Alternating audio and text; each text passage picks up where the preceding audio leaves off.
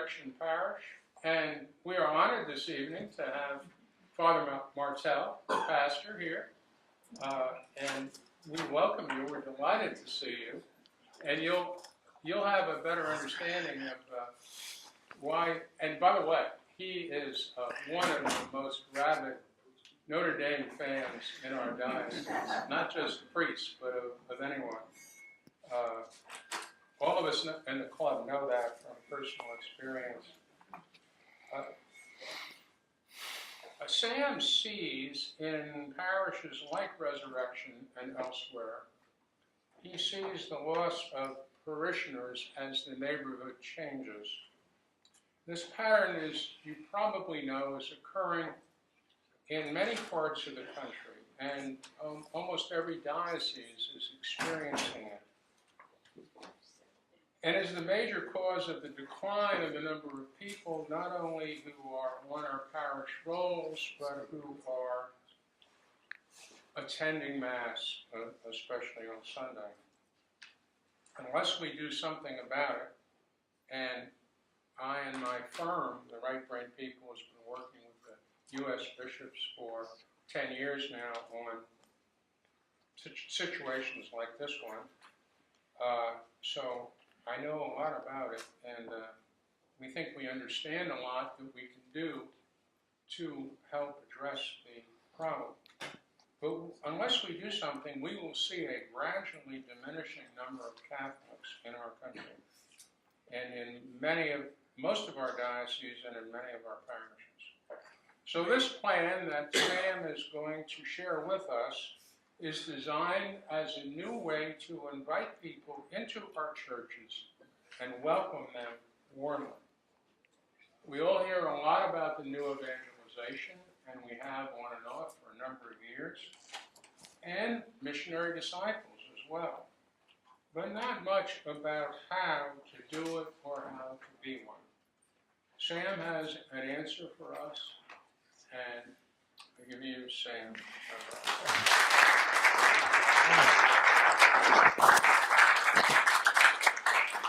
Thank you so much, Charlie, for that wonderful introduction. Thank you to everybody here.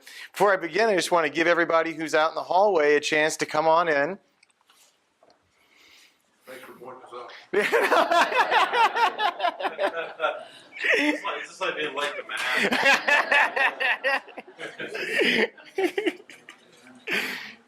Just in time for the gospel. No, just kidding.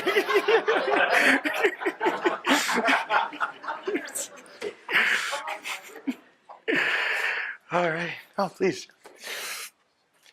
So, I'm going to begin tonight's talk with a fairly troubling statistic. I want you to think about for a moment the difference between the number of African Americans we have in the city of Memphis and the number that we have in our diocese. If I were to ask you to imagine a Eucharistic Congress being held in the city of Memphis, where all the faithful from the various parishes gather together in droves to welcome the speakers, to welcome those who are coming to minister to us, what image do we have in mind when we think about what that group would look like? White people, right? If we're being honest with ourselves, that's the case. But our city is 65% African American. 65%. And yet, African Americans make up only a tiny percentage of the population of our diocese. What does that say about the degree to which we've answered our call to evangelize? If we are the universal church, which of course I affirm in the name of Jesus that we are, then should not the demographics of our city match the demographics of our church and vice versa? Shouldn't the demographics of our church match the demographics of our city? Wouldn't that be a good litmus test? Now, I'm not saying it has to be exact, but I am saying it's a big problem, this stark disparity here. Now, it's no surprise as to why this might be the case. What's the typical approach that we Catholics take to evangelization? Well, the most common thing is to wait. To wait for someone to watch enough EWTN, to wait for enough for someone to read the early church fathers, to wait for someone to marry a Catholic, right? Now, of course, some of us are going to be very proactive and some of us are going to pray. Some of us are going to live out the mission that the Cursillo movement calls us to. Make a friend. Be a friend. Bring a friend to Christ. And by that model, a lot of times we're bringing members of our family, we're bringing our neighbors, people from work, into the church slowly but surely by virtue of that relational ministry within the context of the relationships that exist within our life. What do those things all have in common? The people that we work with, the people in our family, the people that we live near, they're all in our comfort zone. They're all in our comfort zone. I don't remember the part of the Beatitude that says, "Blessed is he who stays in his comfort zone." Christ is calling us out of our comfort zone. I think that we are at a point where here in Memphis, as Charlie was pointing out, there's a lot of abandoned churches. It's not fun to use terms like white flight, but if there's a term that's better, please tell me. Happy to use it. But we know our city's history, and it's an unfortunate history of the demographics of neighborhoods changing. This church opens up because there's a large Italian community, or this church opens up, there's a large Irish population, whatever it might be. Or hey, here's a new suburb where people, because of this or that business that's thriving right now, new developments are thriving, now there's enough people, we can build a church, right? Well, then that changes. And then what ends up happening? If the demographic of the neighborhood changes, some people stick around, and then a lot of people end up leaving. Those who are able often do.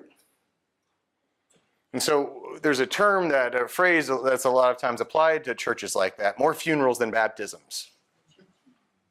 More funerals than baptisms. So we have to ask ourselves, let's take a look at these churches.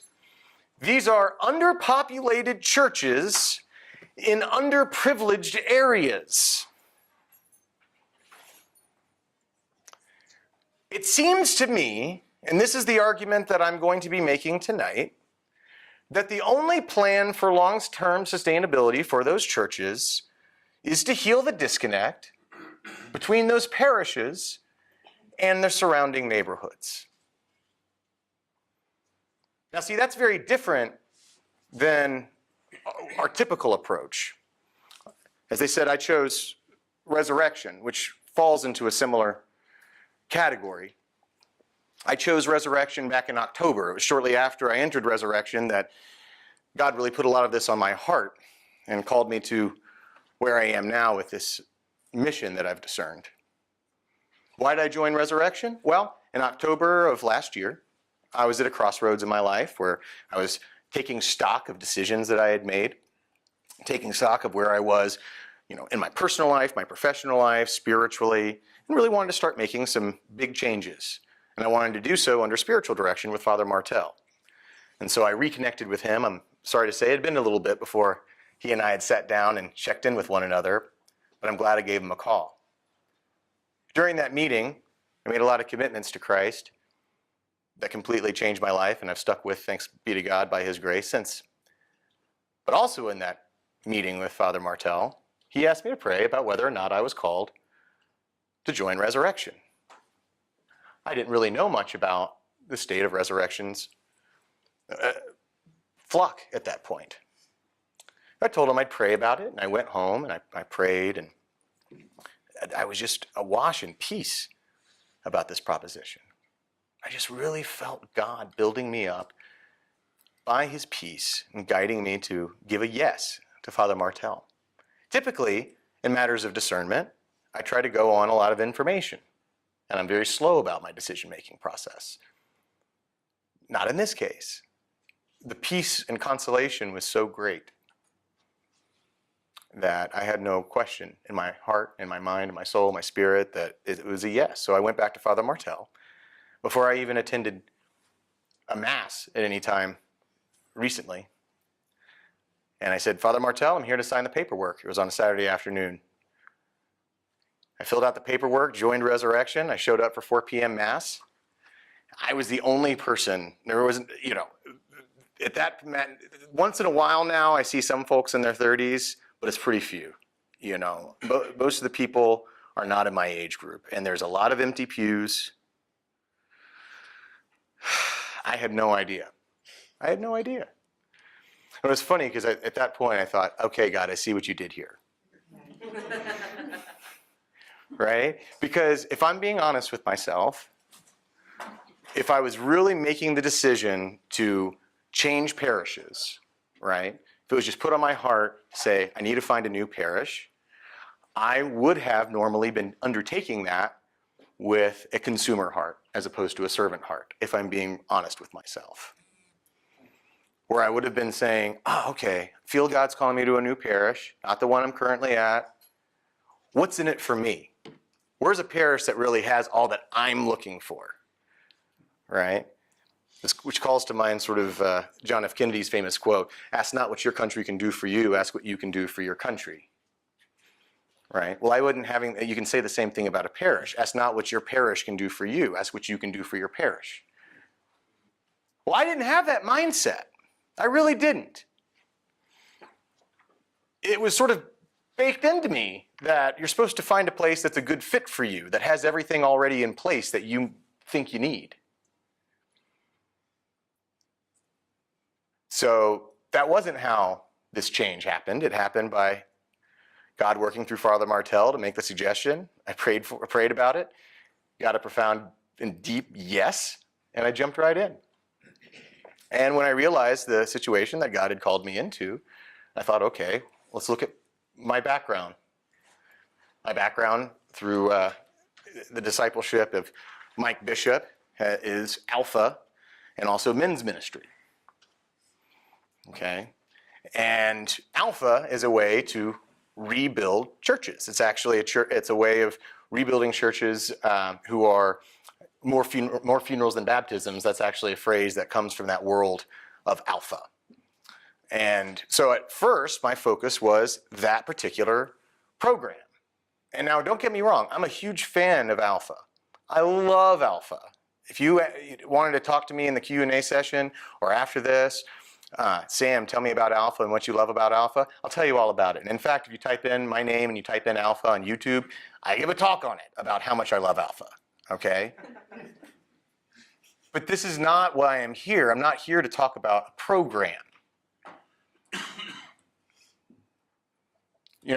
For me, I kind of think, I don't know if anyone shares this view, that another problem that we have in evangelization is we can sometimes get a little too attached to finding the next program to brand our evangelization regime after. I mean, it's how in the world did Jesus launch the church without a DVD player and workbooks? It's crazy. What I'm here to propose is largely inspired by Alpha, but it is different, and it's not intended to be a program. It's intended to bring us back to the basics of what the gospel teaches us about evangelization. Now, some of you here might say, wait a second, I heard your description of resurrection. You're not counting the Hispanic congregation, and that's absolutely true. That's not fair to not count the Hispanic congregation. It is huge. I do want to point out something that a lot of people were saying to me after I first came in to Resurrection. Sam, don't you get it? You're talking about evangelizing the African American community in the surrounding neighborhood. Don't you realize that Resurrection's a Hispanic parish? That's a Hispanic neighborhood. I took a look at the demographics of our neighborhood. In Hickory Hill, Hispanics make up 11%. African Americans make up 80%. 80%. But we don't count them because they weren't baptized Catholic.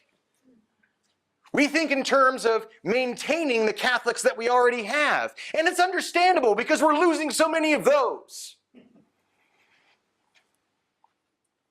But what comes to mind as I said that just now is, what did we know from John 6 when Jesus was giving the hard teaching of the Eucharist? And people are saying, Lord, Lord, this is a hard teaching. Eat your flesh, drink your blood? That doesn't sound kosher.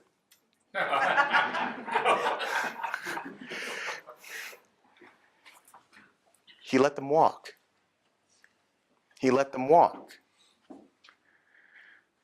But he didn't give up. He didn't give up. He didn't give up on encountering new persons.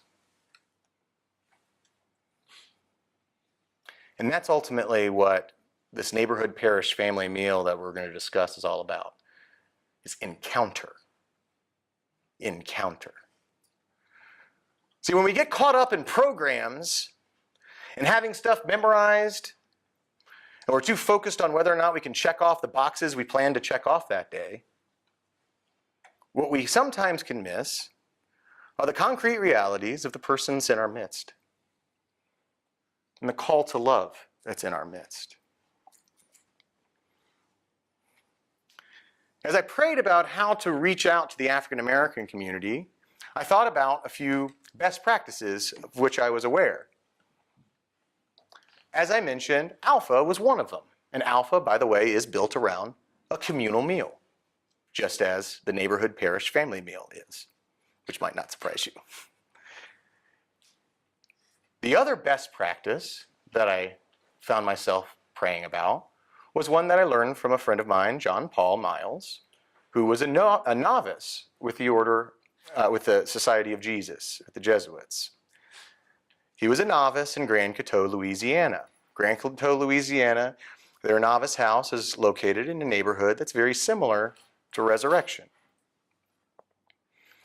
Part of formation for the novices there is to go door to door in their clerics, just to get to know the neighbors. Not to hand out rosaries, not to hand out catechisms, no agenda, just encounter. Getting to know the people, building their trust, paying attention to the concrete needs that are in that neighborhood. Visiting the homebound. Oh, this homebound person, they need to get prescription medicine each month and it's hard for them to get. I'll take responsibility for that. Paying attention to little things like that, whereby the novices might integrate themselves into the neighborhood and integrate the neighborhood into their hearts. John Paul told me that that was the most deeply impactful aspect of his time in formation as a Jesuit. And frankly, just hearing him talk to me about it, it deeply impacted me as well. Because I learned about this years ago, and yet it remained upon my heart as I was praying about what to do for resurrection. When we think about going door to door, we think about Jehovah's Witness, right? We think about Mormons. We think about proselytization. We think about agenda. I want you to imagine for a second something completely different. Imagine for a second a church in an underprivileged area, very few of them actually baptized Catholic or even active Catholics. But let's say a group of missionary disciples has stepped into that space to prepare a communal meal. And they do it every week. or every other week. They do it regularly. See, if the Jesuits, and then they go door to door to let everyone know that there's a meal and it's free. Now, if the Jesuits had just gone like once, just made a pass through the neighborhood, knock on doors, and kind of get to know folks, it wouldn't have really made a difference. The thing that makes what the Jesuit novices are doing impactful is that it's a long-term relational ministry. And I want you to keep that in mind. Because guess what? When we first knock on doors, there's not going to be trust there. A lot of people in neighborhoods that are way more underprivileged than Resurrection's neighborhood, they've seen some bad stuff in their lives. They have good reason to not automatically trust you. It's something where we'd have to earn trust over time. And so, the concept of the parish family meal is exactly that. Imagine for a second you have a team of missionary disciples. They're cooking a high quality brunch, but they're actually, let's say every Sunday. It could be anything. It could be a dinner. It could be a Sunday brunch. It could be anything. Let's say it's a Sunday brunch. Now some folks have said to me, wait a second, they've done this at Holy Names for years, Sam. Didn't work. Holy Names is dying out. It has only a few people left. Here's the difference between Holy Names and what I'm talking about. And I'm not trying to put down the work at Holy Names, because the folks who are going out there week after week to serve those in need in that neighborhood, they are doing the Lord's work. And they're answering a very important need. But Holy Names is a soup kitchen. I'm not putting down soup kitchens. I work at a soup kitchen at St. Mary's downtown twice a week. They're closing ministry, and more often than the soup kitchen, but we've got some fellow volunteers who are here present as well. Very thankful that they're here. I'm not against soup kitchens at all. They serve a very important need. But there's something that we all need to acknowledge about soup kitchens. This is something that was pointed out to me by Father Greg Boyle, the writer of Tattoos on the Heart. I'm a big fan of his. He said that when you have something like a soup kitchen, there's a line of separation between service provider and service recipient. He said, service, that cannot be the ballroom. Service is the hallway leading to the ballroom, which is kinship. That's what we need here. If we really want to reach these folks, we need to invite them in to a communal family meal where the people who prepare the meal are actually going to break bread with them, sit down with them, and get to know them. And to receive them as family. That's the only way that I can see bringing about real change, and not doing it just once, but doing it regularly. Every week or every other week, so that the people in the neighborhood, and if we're talking about very poor neighborhoods, you have a lot of poor neighborhoods where families are really struggling to figure out how they can feed their family.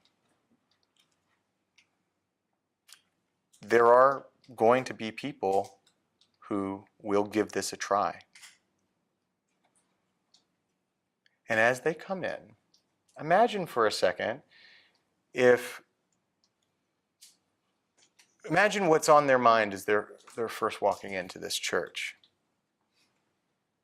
Oh my gosh, who are these Catholics? Or, oh my gosh, I haven't been to church in years. They wouldn't invite me in if they really knew me. What am I going to say when they start asking me about God? Oh my gosh. I'm just here for the food. Well, guess what? That's okay for them to just be there for the food. And our hope would be that they might come for the food, but stay for the love. that the food might be great and nourishing to their bodies, but that the love might be nourishing to their soul. For us to transform the spaces of these underprivileged churches, of these underpopulated churches in these underprivileged areas, we're going to be working with folks from a broad spectrum of many walks of life. At one of the churches where I met with the evangelization committee, on my way in, I noticed a woman who was very clearly dressed as a prostitute.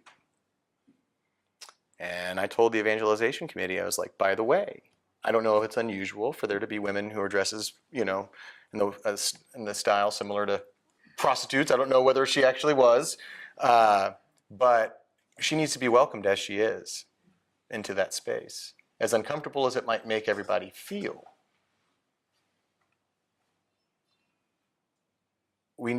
Jesus encounters each of us in our mess as we are. Jesus sat down with prostitutes and broke breads with prostitutes. What look would he give us if we were doing a neighborhood parish family meal, but we said, no, but not the prostitutes? No. We need to receive everybody as they are, which means that we may be confronting some gritty realities. And hopefully it would also open our eyes up to realities that are easy to oftentimes ignore. But see, my goal is not just to integrate the parish into the neighborhood and the neighborhood into the parish. There's also a broader desire down the road of integrating the wealthier parishes into the poorer parishes as well, where a wealthy parish might choose to adopt a particular parish. Not just so the pastoral council, a handful of people in leadership, can look at paperwork drawn up by the pastoral council, a few people at leadership at this church, review what they need and cut a check and send it by mail. But to actually get to know the people there. That we might create a culture where we make it the business of the people in the wealthier parishes to participate to the extent that they feel led in a long-term relational ministry at a poor, underprivileged church, where we're creating a communal family meal, where we are going door to door to get to know the people. Imagine what's possible over time if you have that level of integration, right? We hear all the time the phrase culture of life thrown around as almost just another slogan in the hotly politicized topic of abortion. I submit to you that if we really want to do the work of stopping abortions, then rolling our sleeves up and dedicating ourselves to long-term service in a neighborhood such as this will have a huge impact on that objective. Why? Imagine for a second that you're a woman who, with an unwanted pregnancy in one of these areas, let's say you don't really have a family, let's say you're alone, maybe you struggle with substance abuse, perhaps you've been the victim of any kinds of abuse that it might be hard for us to imagine the pain and struggle that this particular woman might have suffered in her life. Maybe if we knew a little bit more about what she suffered through, we'd understand why despair has started to govern her decision making. Now imagine that woman in the world as we currently know it. we know what ends up happening to that child. Time and time again. Not always, but often. Now imagine that woman, let's say over the past 3 years, she's been showing up to this neighborhood parish family meal, and it's the only real experience of family that she has, or that she's ever had. That she went from having no actual mother, no actual father, no actual extended family, to having 3 or 4 grandmothers, 5 or 6 mothers, 2 or 3 fathers, brothers, sisters, surrounding her with love. And imagine if it's not just the integration of the parish and the neighborhood and the neighborhood and the parish, but it's also the integration of the wealthier churches into the poorer churches. Then you have people who are actually in a position to say, wait, I understand that you're scared. But would it make a difference if I let you live with me? Would it make a difference if I helped you with your bills? Would it make a difference if I would adopt your child? Because I receive you as a child of God, and I receive your child just the same. I love you. See, right now, imagine the difference between that and the institutional process of, first of all, her having to go through the process of finding an institution in the first place that she's even willing to sit down and talk to.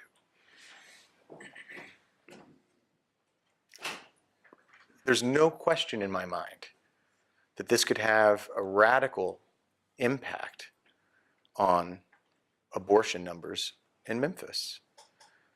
And that this is what building the culture of life is all about. And in fact, I will challenge you with this particular argument related to abortion. Because right now we have, it seems to me, with the way in which things have gotten politicized, we've reduced it to the question of abortion. Not all of us, but many of us have reduced it to a question of judicial engineering. If I voted for the right candidate who will probably elect, the right candidate who, if he's elected, he will probably choose a judge who will probably make the decision that will overturn Roe v. Wade, right? That's the main strategy right now.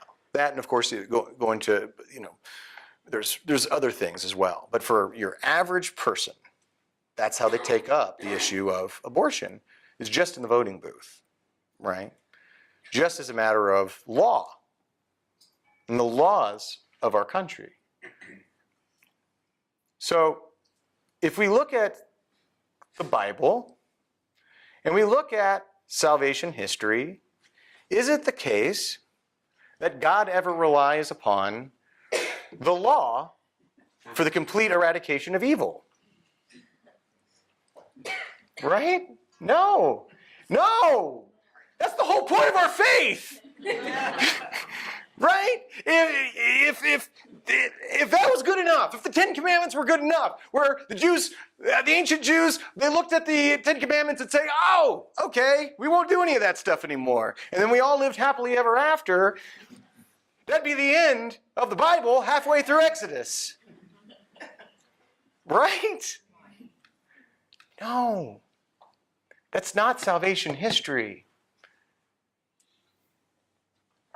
It's precisely because the law is insufficient to eradicate evil that Jesus took on flesh to step into the concrete realities of each one of our lives.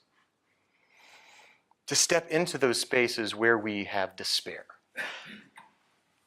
And to shine a light of love straight from his heart into our lives.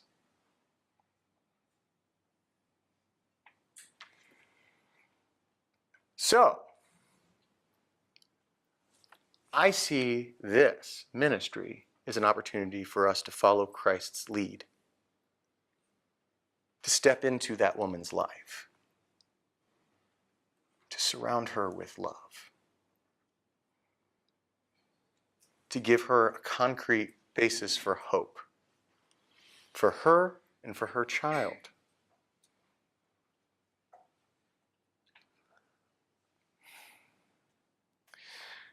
Give you another example of the type of person that the parish neighborhood family meal could help quite a lot.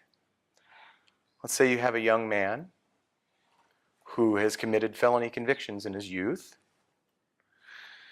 and then he went on to change his life. And let's say past few years, no criminal activity. Let's say he's really changed his life. Perhaps he was on drugs once upon a time, he's off drugs. Let's say he's really turned his life around to live for the Lord. Well, guess what? There's a lot of people who fit that bill in this city, but because their personhood is reduced to what's on paper, because the people who are the employers, who have the jobs that are able to hire the person, they don't really have the opportunity to get to know who he is as a person. It's just a matter of risk calculus. I see what's on paper. No, thank you. Look how much this can change if we have taken the wealthier parishes, and the wealthy parish has adopted one of these underpopulated parishes in an underprivileged neighborhood. And now that young man, let's say he's been showing up to this brunch on a weekly basis or bi-weekly basis, however it might be done. He's gotten to know the people there, both from the local parish itself and from the adoptive parish. Now that young man is a part of a network of relationships who are surrounding him with love and getting to know him as a person, getting to know his gifts and talents, getting to know his needs. Now, all of a sudden, people who are in a position to hire this young man are hearing from people that they know and respect. You can trust this young man. I know what it says on paper, but he's not like that anymore. He's changed. See, it doesn't have to be all institutionalized and programmatic. It's a matter of creating the opportunity for encounter.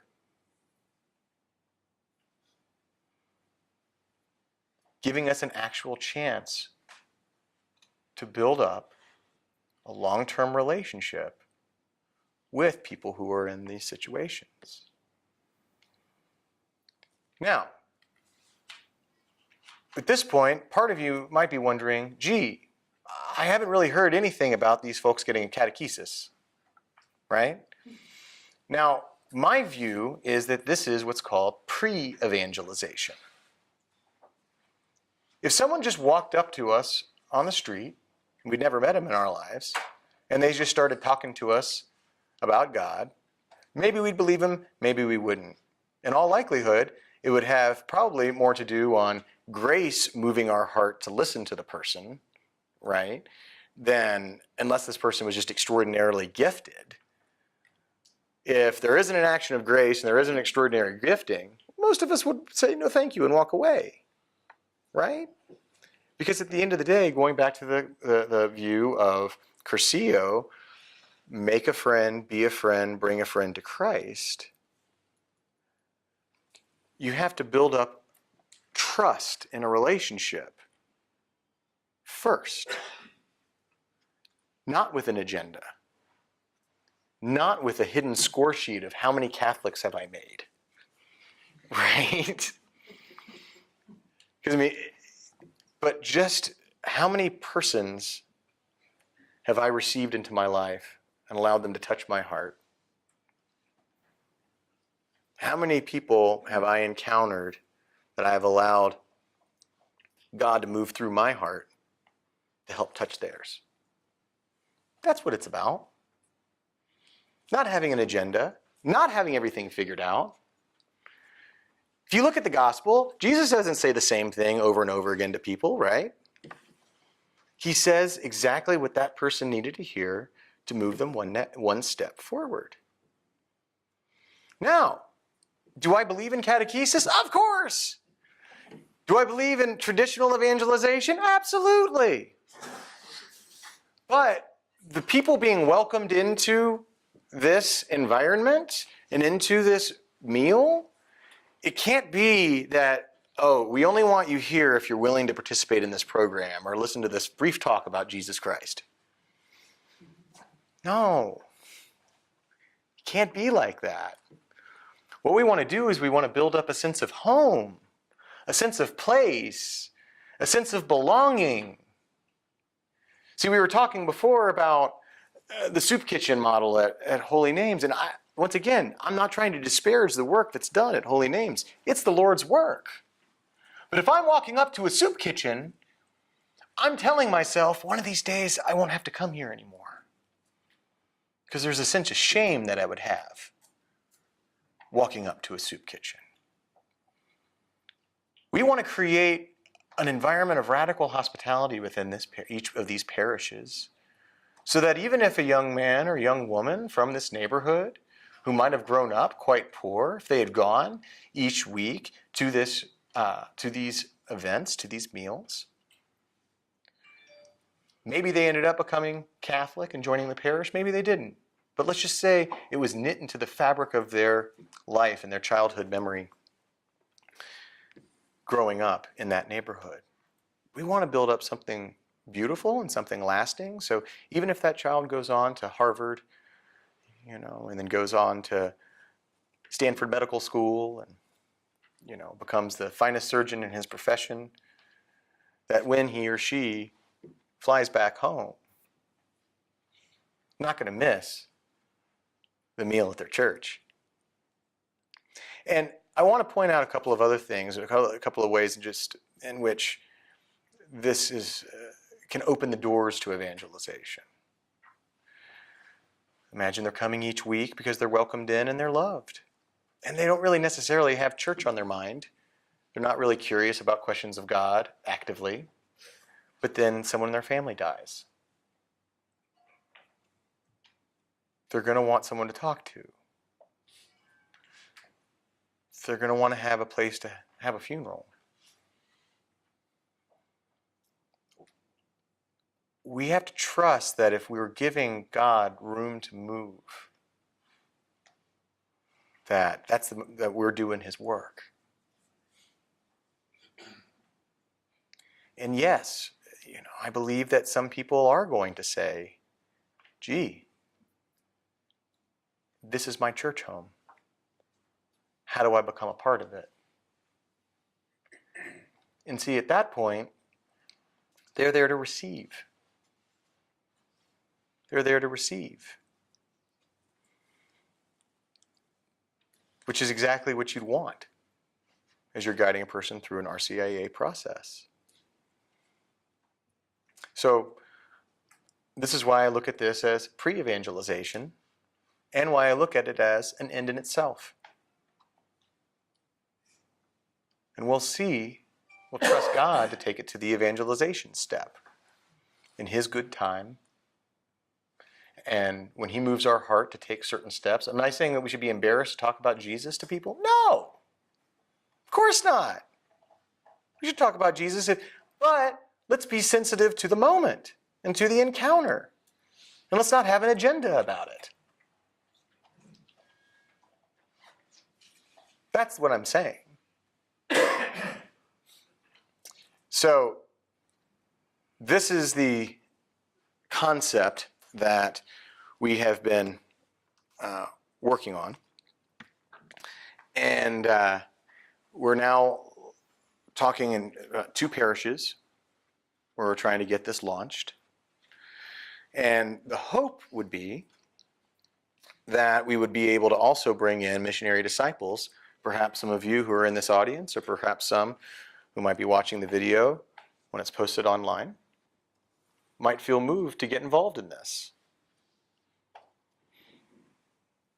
And part of this pilot program to get this going.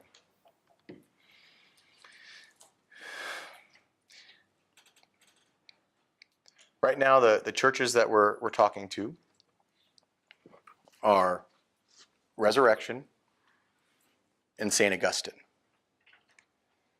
For those of you who don't know, St. Augustine is the only traditionally African American church in our diocese.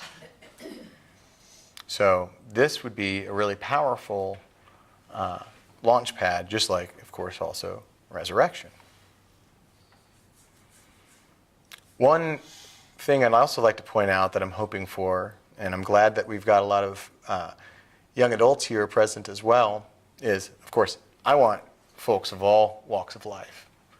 But I'm aware of the fact that if a person is in that young adult category, they have a little bit more freedom of movement a lot of times, to where they might be able, if they feel so led, to choose an underprivileged church or an underpopulated church in an underprivileged area to help launch something like this.